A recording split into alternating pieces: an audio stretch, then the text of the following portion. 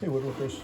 I wanted to talk about this tree structure thing and why we love to use trees. So I thought it'd be helpful to describe a little bit about what happens on these guys.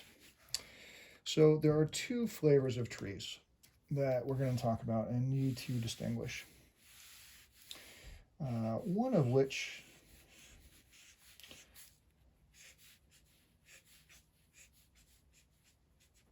develops a very different branch structure, and the branches here that come out from the main trunk start to establish a different look. And so we have these trees here. These ones are coniferous trees or softwoods. So things like pine, Douglas fir, um, those types of softer wood species. The ones that furniture makers typically use look a little bit different, and they have a bit more of less conical shape here. Uh, it's easy to distinguish these things year round because these softwoods also have a third name. They also are referred to as evergreens, and the name suggests that unlike deciduous trees or these hardwoods, the softwoods do not lose their foliage in the fall. And so these will be green all year long, pardon me, or evergreen. Hardwoods or deciduous trees, they do in fact lose their leaves. Now, the reason that's important for us is because in that period of dormancy, which softwood trees do not go through, um, the hardwood trees start to really develop a density to it that softwoods typically do not. So, for furniture making, this is a great resource because of durability and a lot of great opportunities to get detail and things. So, thinking of wood carvers, possibly even wood turners, the detail would be lost if the same piece was attempted to be executed in a softwood. So for furniture makers, the durability is the big piece here. Um, just think of table legs or doors or any tabletops, anything that would have a lot of abuse, basically, a lot of trauma or anything over time. It starts to show up almost immediately in softwoods, a little bit longer over time with the hardwoods. So for the majority of our conversation, we are going to spend our time discussing these guys right here. And I'm going to put a D here and a C here for these guys. Coniferous, deciduous, and those are the big differences. With these, there are a couple of things to discuss as far as how these survive in the wild.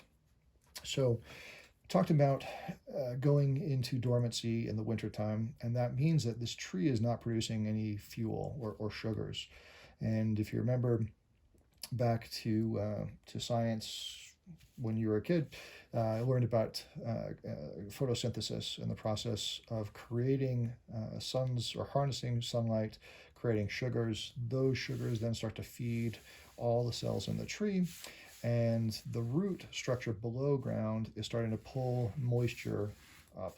And so there is a lot of movement happening throughout the tree all year round. And I'm going to equate it to a couple of things. The straw bundle that I have here kind of makes the most sense for both species, all trees. They do this. So looking through these things, we have these hollow tubes. And the one thing that's a little bit inaccurate in this example is that these are fairly linear, whereas in a natural species like a tree, there's very little that is actually straight or linear. It's all over the place, and there are billions of these types of straw structures inside the tree. But what it allows to happen is all of the nutrients or the sugar that is being created to flow down through everywhere else, the trunk, all the other branches. Water then comes up, and you have this really lovely circulatory system throughout the tree. This is important for understanding how this material is processed, but I wanted to show this as an example of what we're talking about for tree growth and development. The other example I'm not sure is as good, and I don't have an example of this, but if you think about a carrot has slightly similar in context. So a carrot would have its greenery here that's exposed above the soil. The carrot then grows below the surface. It still requires that cell structure. Photosynthesis is created here on those receptacle areas, and then all of the moisture is pulled up through carrots. The reason I bring up carrots is that carrots function in a similar way, only in that that is my version of a carrot, only in that those cell structures start to do really interesting things that mimic trees. If we were to try to cut a carrot in half, for my black marker, all right, this is a knife. It's much more difficult to exert force in this direction across those cells. And again, thinking about this as a linear connection to the tree, it's just because the density of those cells runs in line with that vegetable. Whereas if we were to try to cut in line with those cells, it's much easier, right? So peeling a carrot, all that's so much easier. Exact same rule is true in trees. I will definitely regret showing this now. As I'm hearing myself doing it, I wish I had thought of something else. But the next time you're in the kitchen and cutting vegetables, especially carrots, think of this, because working wood is very similar to this. It's much easier to cut with the grain than across the grain, and we'll talk about that here shortly. Okay, pretend like this doesn't exist now. So, all right, so what we're looking for as woodworkers are a couple of things. So where all of these branches start to stand out from the trunk, it starts to do interesting things, and it creates a lot of busyness where those branches stem from or create or are started. Over time, trees continue to grow in one direction. Actually, that's not true. They grow vertically because if they're growing in a field next to other trees, they're in constant competition for nutrients, and that sunlight is that nutrient that they have in order to survive. So they will grow taller. New growth happens on the top and makes this thing taller and taller. The second way that trees grow and develop is in circumference. And so this relates back to, I think, what we've all understood about rings on a tree. So with each annual year, it starts to become larger and larger and larger in diameter, but specifically circumference, because all the way around that tree is developing new layers, and it starts to get larger and larger and larger. So when a sawyer is out in the field and they're trying to bring a tree to market, they have to consider the diameter of this tree. So how large across this is, how many dollars will that yield? And if it's not mature enough, then they're going to leave it, because that's a better investment for them to sit and wait on that tree than it would be to chop a small thing down, get less yield out of that tree, and that translates to less dollars. But the larger the tree is, that's fine with us. It really doesn't matter, with one small exception. If we're thinking about the cell structure of a tree, we've got a couple things going on. The oldest part of the tree is here in the center, referred to as the pith. And then, as I said, annual growth rings, they start doing this. And so over time, this center part gets a little bit squishier, a little bit softer than the other areas of the tree. There are other parts of this layering process, and maybe we'll do it this way. We have a young part that is just now starting to develop into wood structure, but it's not fully dense enough or hasn't developed the color that we're looking for in some species. And that's referred to as the cambium layer. And then outside of the cambium layer, we have the bark layer. And there's a couple of other things to consider with this, but this is constantly happening with a healthy tree that has good nutrients and good moisture. And so this is what the tree structure looks like. When the tree has reached maturity, then the sawyer is going to look at what part of this is going to be more usable. And so the area below, typically where these branches starts to begin, that's where they want to make one cut. The other cut is going to be slightly above the ground. And what I didn't do here is create some type of a ground structure. So let's say this is the soil that the tree is growing in. So they will leave a fair amount of room. Typically, it's somewhere in the neighborhood of 18 inches or so. And the only reason that's worth mentioning is because these roots start to collect all kinds of foreign materials, and it starts to make its way into this lower section. They don't migrate very tall, but as this tree is growing, little rocks and other things start to get embedded here. And so if you were to take a chainsaw to it, you're going to lose that chainsaw in a hurry. And it also doesn't help in any part of the process in the milling or when we get to it. So that's why in a forest that has been clear cut, you'll see a bunch of these things that are just poking out of the ground. It cannot regrow off of this point because it's lacking the food producing factories here. So this is basically just rotting and dying.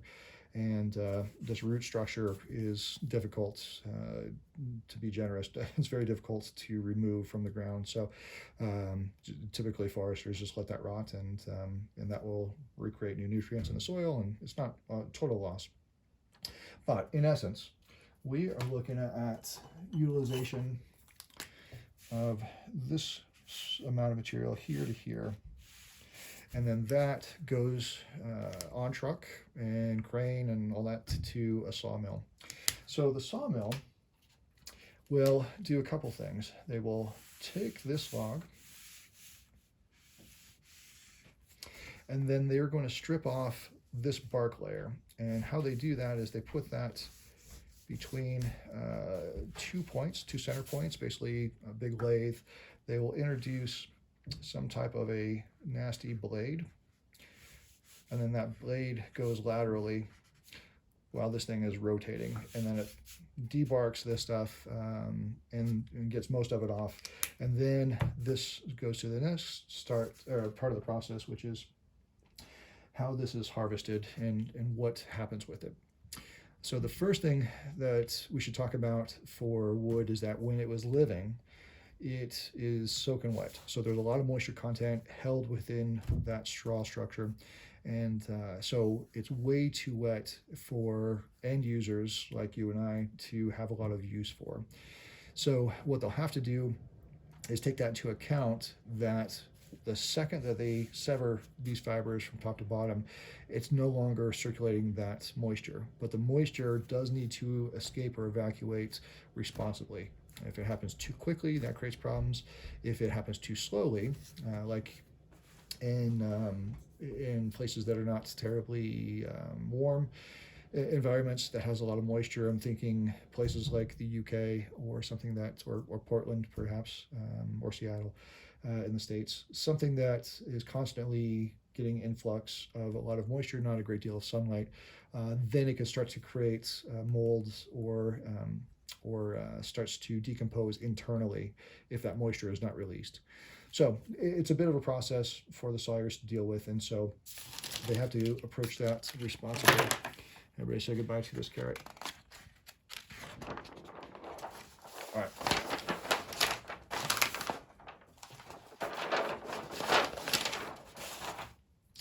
So looking at the end grain of this board, let's go back over here.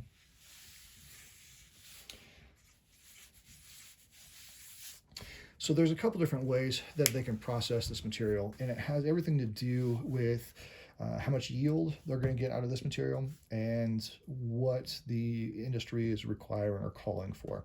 Cost is also a factor as far as the different methods for cutting this material out.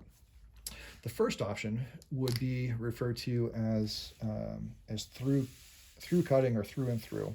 And so in this process, there's doing a series of parallel cuts, and then that makes the most it processes the most efficiently for this material. And they go all the way through. And then on these outside edges here, there's not a lot of usable material. This typically gets chopped up, and depending on the sawmill, this could be loaded for a heat source, and they just create fires to run whatever structure that they have for recirculating back into the mill. But this material here lends itself to a couple of things we'll talk about here in a sec. So this is through and through. I probably didn't need to spell out that second through, but here it is. Okay, so that one's good. That typically translates to a board that is referred to as flat sawn, but not always. So the flat sawn material, if we were to take a piece, let's say somewhere in this quadrant here,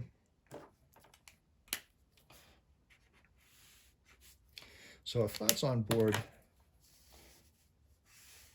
when this is cut, has annual growth rings that are more or less parallel to the two largest surfaces. These there and there are referred to as faces. Both of those. So flat sawn, you get a lot of that material out of. There are two other ways of cutting a board, or two other titles for the ways that boards are cut.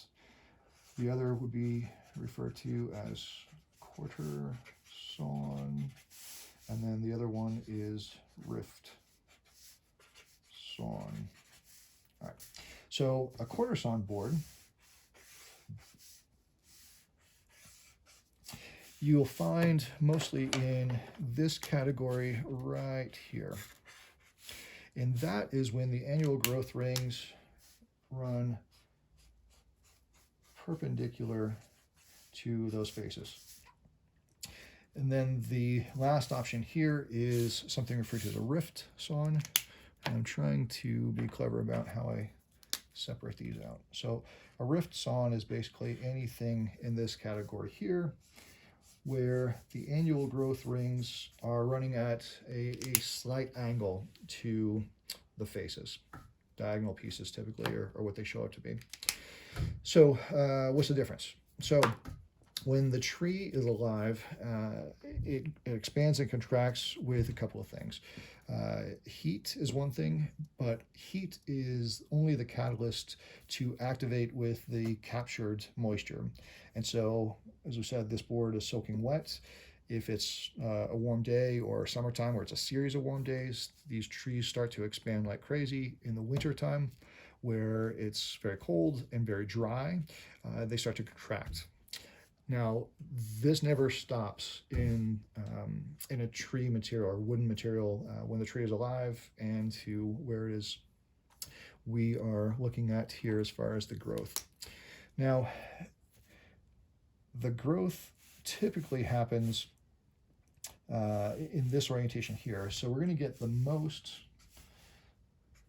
expansion and contraction out of the flat sawn board. You will get the least, which means that expansion happens here, as we said, in the summertime where it's hot and typically more humid. A quarter sawn board is going to still move. The wood's grain doesn't change. It always moves in this orientation here. And then this orientation here, this orientation here. That's where all the movement happens within the structure of those rings. So the movement happens here, and then diagonally here and here. So you'll notice that we have the most exposure to expansion and contraction because the movement here is decreased pretty substantially just because of the surface area. The movement here is not amplified in the same way as a flat sawn board.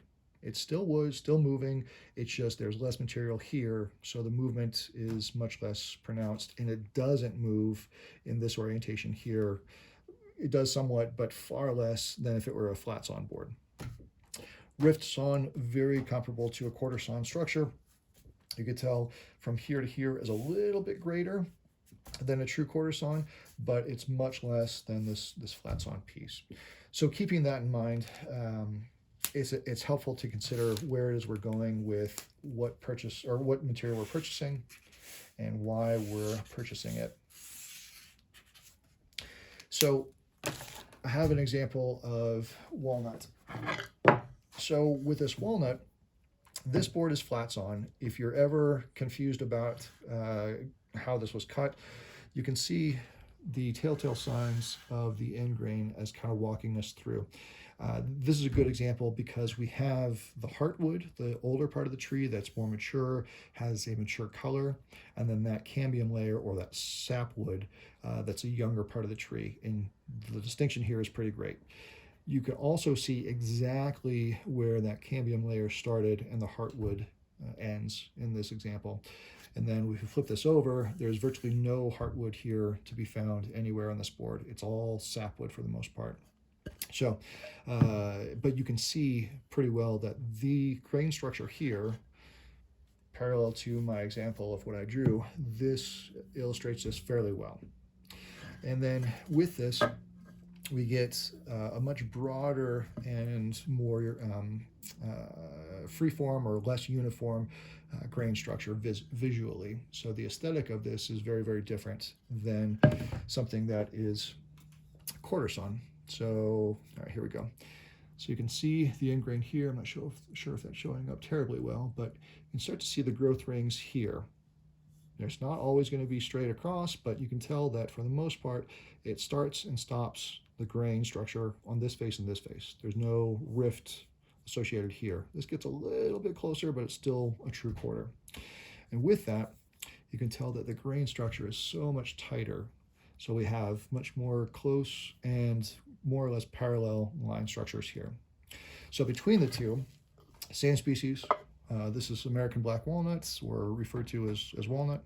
But aesthetically, you have some major differences here. Not every flat sawn board has sapwood, but you will always have this heartwood section with much looser grain structure.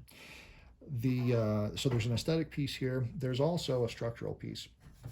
So with this board, the movement is going to be much greater than this board if they were the same dimension, for the same reasons. Movement here wants to happen in this orientation where there's less material, far less here where their material is greater. With a flat sawn board, it's going to be all over the place. The other thing about this has to do with stability, but over time,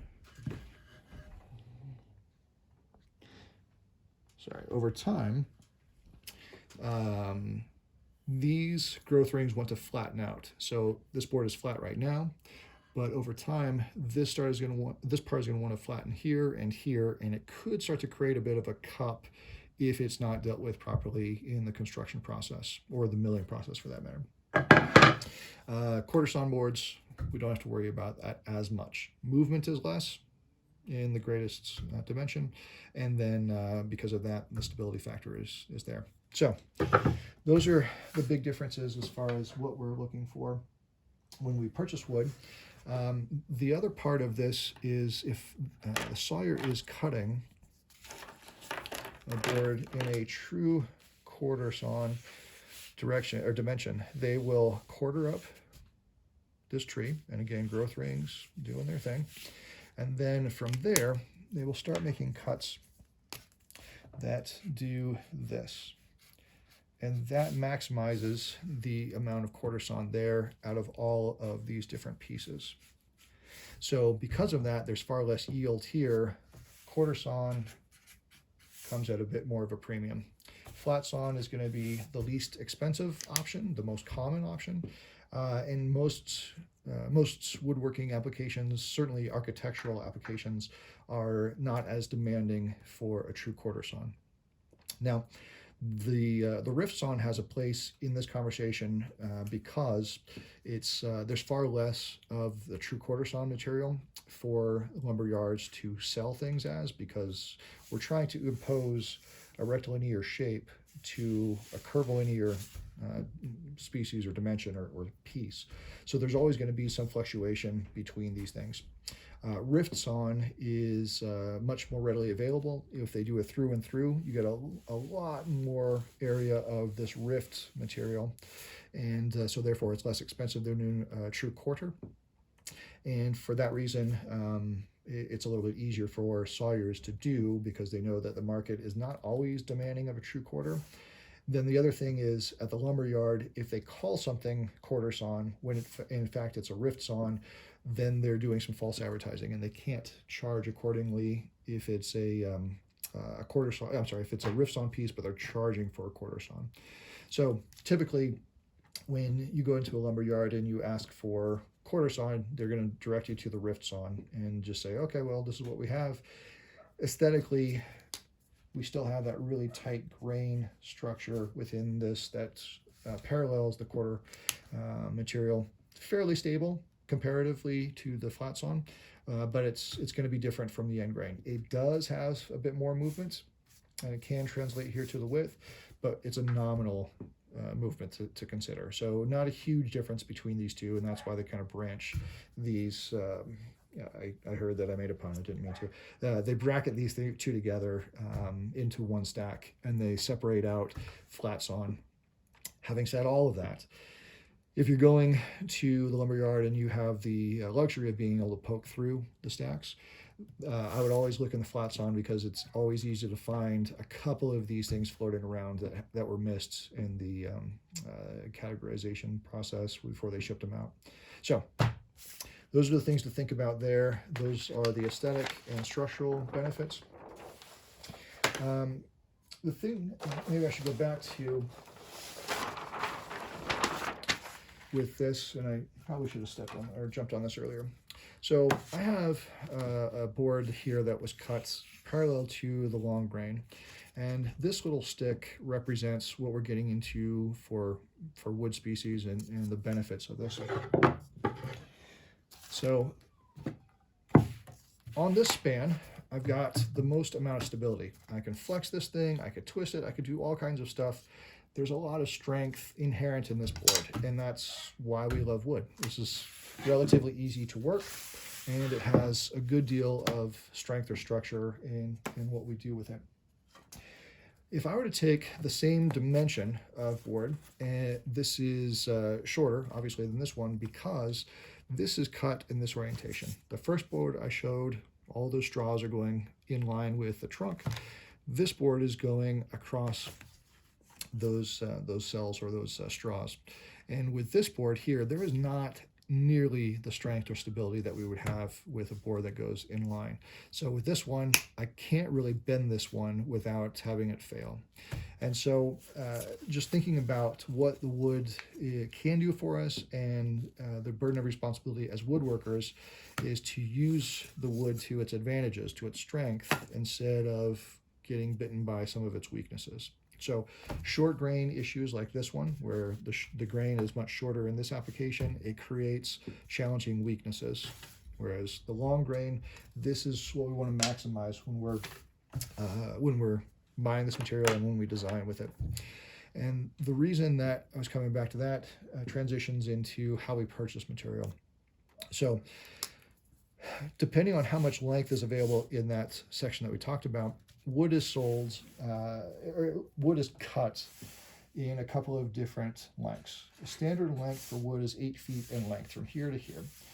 The next one would be 10 feet, 12, sometimes 14, sometimes 16. 20 feet is very difficult to find, and most woodworkers typically would never need that, but carpenters might want to use something like this. Sometimes this is going to be called for architectural beam work or whatever. So anyway, 8, 10, 12 feet, that's kind of the sweet spot for woodworkers as far as the length of the board goes. The next part of how wood is categorized is going to be back to the sawmill as far as how thick they cut this material. And so regardless if it's flat, quartered, or rift, we need to talk a little bit about the thickness of these boards. Most common is referred to as 4/4, and 4/4 equals roughly 1 inch of material. I say roughly because they always cut it larger than 1 inch, knowing that when this shrinks from the drying process, it's still going to need to be over 1 inch when it goes to the end user, like you and I, because the milling process is going to remove some of that material, and then your maximum yield out of this will be roughly 3/4 of an inch thickness. After both of these faces have been machined, we can end up with a 3/4 inch board uniformly when we purchase 4/4 material. It's not the only way we can buy wood. So if we wanted to get something a little bit thicker, 5/4 would be the next bracket, and that's 1 1/4 inches. Sorry, how am I doing?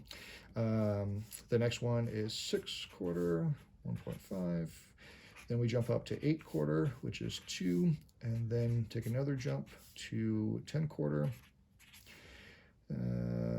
12/4, which is, yes, 3 inches. And then we go to 16/4, which is 4 inches. It's very difficult to find these thicknesses in a lot of species. If there's a tree that's really small in diameter in their trunk, there's no way we're going to get these type of thicknesses. But if you do want an 8/4 board, those are pretty readily available. Most domestics can be found in 8/4 and sometimes greater. Any exotic wood that you're purchasing is going to be hard to find greater than 8/4. Typically, they're shipping out 4/4 only from various countries, but 8/4 would be what you're getting into. I have an example here of this piece of mahogany, which I'm really drawn to this grade structure, and you can see, maybe you can't see from how this is cut, but this is more or less a rift cut following the growth rings, and that tight growth ring shows very similar to what the quarter sawn board was doing. And so anyway, so you'll notice the thickness here. You'll also notice that from the sawmill, it has this rough sawn edge, and so this goes through something known as a bandsaw, or a large lumberyard bandsaw. And so as that blade is cutting, it's making striations here, and then this is left behind. So knowing that this exists, it may also be cut with that same tool, and there's a good chance that it will be. So the face is going to also show up as this rough sawn material. And it's difficult as a woodworker to see past this to see what the grain is doing. So one of the things I bring with me to the lumberyard is a little block plane. If I could see the board and it's being camouflaged by this, I can use a block plane and really just clear out a little section. You're not damaging the board. You're not doing anything to compromise cost if you choose to pass on this. You just want to see the grain. And it's an easier thing for you to do to know what you're buying than to buy something that you might not want. Yeah, okay. So thicknesses of material here. Now, we talk about moisture content in the board after it comes from the sawmill, because that is an important piece for us. So after these boards, actually I'll use this one. After these boards have been sawed or sawn, they need to make sure to evacuate that moisture. And I'm gesturing here towards the end of those straws intentionally, because that's the easiest way for that moisture to release from this material. It does moderately through the face, a little bit from the edge. That's very similar surfaces, but only because sometimes these straws are off at an angle, and by cutting here, you're exposing a little bit of the end grain here. But typically the ends of the board are where most of this moisture escapes. So what the process requires is to be aware of that and do a couple of things. Number one, they want to slow down the release of moisture from the end grain here. If they don't seal or do something here, it's going to shoot out of the end of the board here, and you're going to get a lot of checking. This is a good example on this maple board. This was very close to the end of the board. You can you see that? Yeah. So checking is where the moisture was released from the end, and less moisture here, more moisture towards the center. It starts to shrink those cell structures. And because of that, it starts to move at different rates. It's shrinking here and here, which creates the check, but it's not really shrinking anywhere in the center, so that's staying stable here. These pieces are starting to compromise that cell structure. So when we go back to the buying process, which I'm inching up towards, it's good to remember that the first couple of inches of a board I'm just going to cut off and get rid of, because I know that that's the most prone to this checking process. If you see checking in the center of the board, that means it was improperly dried. It could have also, when this board was felled, so chainsaw here, it could have created some internal stresses that would cause that to split or check on the face of the board. Not really a great option for us. Again, that's why I want to bring a block plane to the lumberyard and clean this off just to see if there's any of those defects in that board. Unless you're calling for it, then great. But all right, so this is what checking is. So let's say this board has been sealed. They then cut it down to whatever dimension they need to. Again, 8, 10, 12 feet in length. Then they need to start to rapidly get this from sawing this and separating it from that tree trunk structure and get it into a drying process. Drying process are happens one of two ways. Historically, this board would be outside and doing something called air drying. And so air drying process would require not the board to be resting flat on the ground. That would be the worst possible option, or flat on any surface. We need to elevate this board so that air can circulate all the way around this thing. And so in order to do that without covering this entire surface here or here, we need to create something called stickers. And so stickers, I think it's because of the fact that people used to use sticks for doing this. It's not terribly important that these are different from one row to the other, but within one row, these have got to be the same thickness. If one is thicker than the other, then this is going to start to create some stresses, especially if you've got a couple of these things here, because then you load these up with more and more boards, it starts to press, and then you no longer have a board that's flat or has a fighting chance of flat. It's already starting to take the shape that the stickers are dictating. So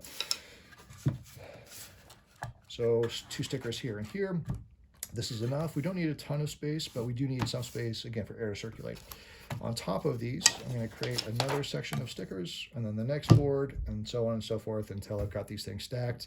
And these go either outside to air dry, but typically this needs to be covered because we don't want the sun to beat down on the face of the top board and sacrifice that top board, or an edge or an end, because if we heat up just one of those surfaces, then it's going to start to dry or pull out moisture from those cells faster than the other areas.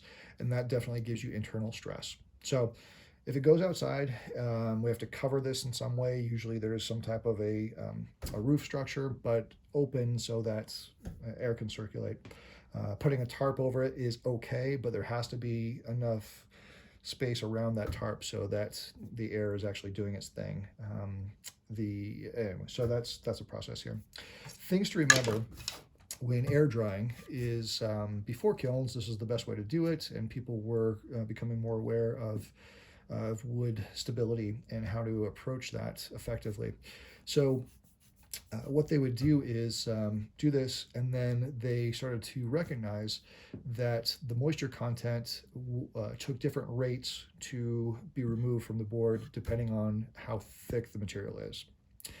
So for every inch of thickness, so again, let's say this board started at 4/4, this board would take about 1 year of air drying before it's down to the moisture content that we want. If it's 2 inches thick, that now goes up to 2 years. And so 2 years potentially is a long time for you to sit on inventory before it goes to market. And so people then started to develop kilns, which, as the name suggests, slowly introduces heat and then air circulation. There's usually several fans on both sides of the building and introducing heat here, pulling out moisture and trying to get this thing stable. So we're in a bit of a process or a trust fall here, because when I go to a lumber yard, I've already mentioned that I bring a block plane to see the grain, but I don't really know how well this was dried, and I assume it is because I trust my suppliers. But this is also come back to bite people from time to time. I've been pretty fortunate with this, but I'm also pretty thorough when I go to the lumber yard. What I bring is a moisture meter, and this is just one of many options.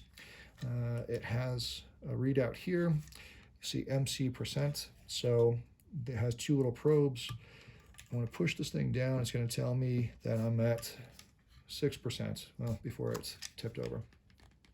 So that's good. That's exactly where it should be. And this board is so far removed from the drying process that it's reached that stability or stabilized moisture content, which for woodworkers, we want to be the moisture content as close to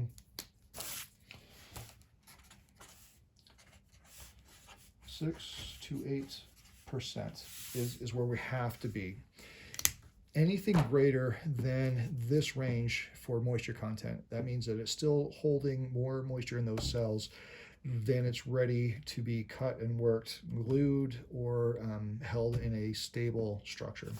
So if we go to a 10% board, I'm running away from that. I can't touch it. If it's a really beautiful board that I cannot live without, then I might be tempted to buy it, but then I have to sticker it and sit on it and finish the air drying process that they were unable to. But this is critical for us, and knowing how to use this, the moisture meter is critical. You saw that I poked right into the face here, which you have to do either face or edge. It's just the two probes checking for resistance between those 2 points. If I have a reading off the end, it's always going to read different. It's not as accurate, especially if more moisture is held in the center of this board than the ends. If this is always going to show up drier, but I don't test here, then I know that I'm kind of shooting myself in the foot. Okay, so moisture content there. It's a good thing to have, and if you don't have one, to ask your lumberyard to borrow theirs should you need to. Okay, so I think that makes sense. Thicknesses we talked about. When you go to buy wood, there's a couple of things you'll need to be aware of. We know we need this, but now we need to figure out what our board footage is for the project that we're making. So I'll talk about board footage. So looking at,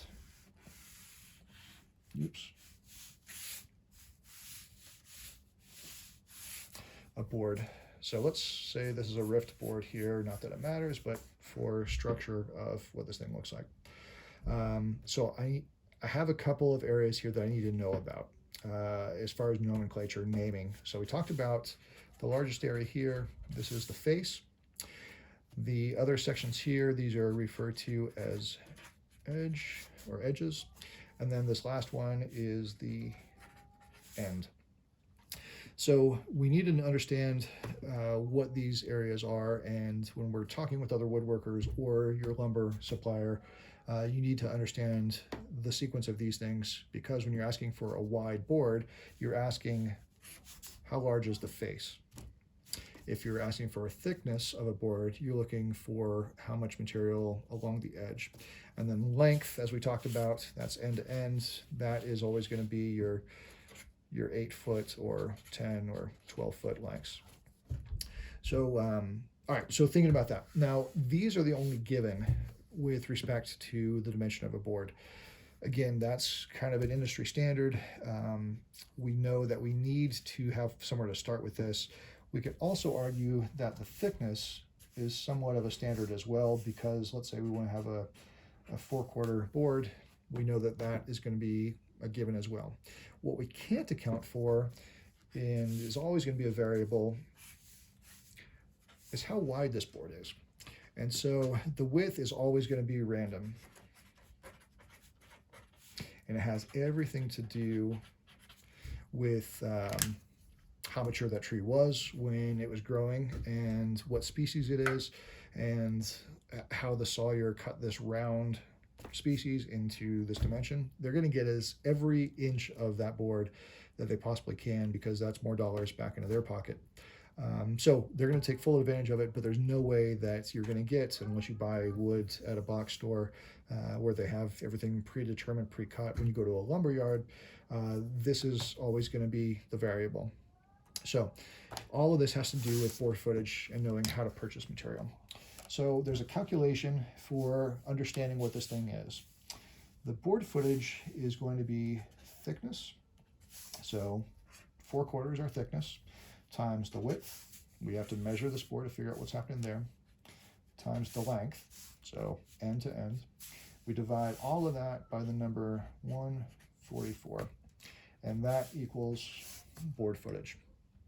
So you need to be aware of the board footage calculation for this, because when you're designing a piece, you need to know and be ready to purchase material knowing exactly how many of these you need. And I always recommend buying extra. I think 10% extra is not enough. I think something closer to 15 or 20% extra is going to be better, because of things like defects, which you wouldn't have known. You're going to pay for this whole thing, but you might not see this checking until you start milling. If you get rid of this, that's fine. You still have enough to get through your project. Then you also, for board footage, need to know how much to charge a client if that's something that you're doing. So your costs are going to be based on a bunch of factors, but material is going to be the easiest one for us to sort out today. And so if this material is going to cost you, let's say $412, then great. You're going to pass that to your client, plus your labor, plus everything on top of that. But we need to know this is how the calculation goes. So let's just calculate this out in real time. So thickness, 4/4, we're always going to call it 1 inch, times the width. Let's say this is 5 inches. I hope I can do this. Times length, that's going to be 96 inches. Notice I'm translating all of this into inches. I'm going to change this to 6 because I think I just realized the math will be easier. Okay, so then this is going to translate to, if I divide all of this by 144, 6 times 96, double check me, but I think that's 4,800. I don't know what that is. But anyway, by changing this to 6, I know that all of this is going to be 4 board feet. And I would use my calculator, but I'm currently using it to record this on. But you need to know this process and understand this intimately, because it's going to be everything that you'll ever need to do with woodworking, is understand how much material you need, how much material that's going to cost, or how much that material will cost you. So, this piece right here, similar type of dimensions, but I know that this is just under a half of a board foot. So it's 4/4, a little bit less than 5 inches, obviously not 8 feet in length, but this is 0.5 something board feet. And so just giving context to this thing, this is helpful to understand how much you're getting into for this process. Different species have different rates. A lot of this has to do with scarcity. Supply and demand is always a factor here. Exotics typically are a bit more pricey, but not always. So those are some of the factors to think about as far as board footage. All right, so when I'm at the lumberyard, as I mentioned, I bring this. I have a pencil, which I don't have on me. And then I also have chalk, because if I'm looking at this board, I want to be able to make some marks. All right, so great. I'll use this section here. This becomes legs, and then I'll get 2 legs out of that. Maybe I'll do the same over here. That leaves me enough for aprons, and then I only need that much. This will be extra. Great. And there's nothing wrong with doing this. You might get some strange looks, but if this is a really important piece, I think it's an easy way for you to have a visual understanding of this material and what you're committing yourself to buying. So always have chalk with you. I have these other things as well. The other thing I didn't show is the block plane. but those are things that we should talk about for buying. And beware, sometimes lumber yards will cut boards for you. So if you can't fit in this, the material in your vehicle, or if you just prefer for them to cut it down, you can definitely do that. Just need to be thoughtful or mindful about where you need to be cut. All right, so level ground. Transitioning a little bit into wood grain and some nuanced things that happens. So if this tree was growing on a level surface, and we've got something that looks like this, that's great. It's not really fighting gravity here, but there could be external forces that start doing cool things. So let's say we've got some wind happening here, and it's always kind of pushing on the tree in this direction. If that is the case, the tree is going to have to develop some internal strength, very similar to growing muscles, although trees don't have muscles. But they're going to grow on the stress side, compression strength, because it's pulling in tighter to force that wind to keep this tree vertical, because that's, again, nutrients live up here, so this is survival. And then expansion muscles on the opposite face of the tree. And in doing so, you get some really interesting things that manifest as figure. I don't know if this one is showing up. All right, so we've got some figure here. You can see these curls going through this board. Long grain here. This is live edge. You can see where the outside of that tree was. But this figure happened because there was some type of a stress that was causing this tree to do it. This is garden variety maple or curly maple. And then this one is your average flat sawn. Yeah. You see the growth rings here, I hope. Flat sawn, regular maple here. So same species, but a very different look. This one has finish on it, so it's a little bit more yellow. This one is yet to be finished, but those are things to think about. Some things, and if you want that for your design, that's great. You need to be very specific when you're talking to your lumber yard about how can I get curly maple, because that could be a factor as well. Let's say there was no wind, but let's say this was growing not on a flat surface.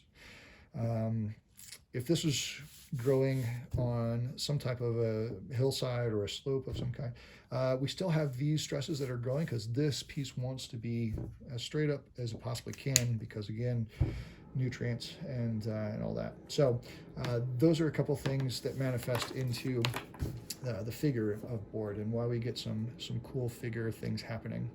This is an example of white oak. I don't know if you can see this one, but this white oak has got this crazy curl stuff to it, and it's because of the same reasons. These are just different examples of, or the similar example of a different species, but it shows up pretty well. Okay.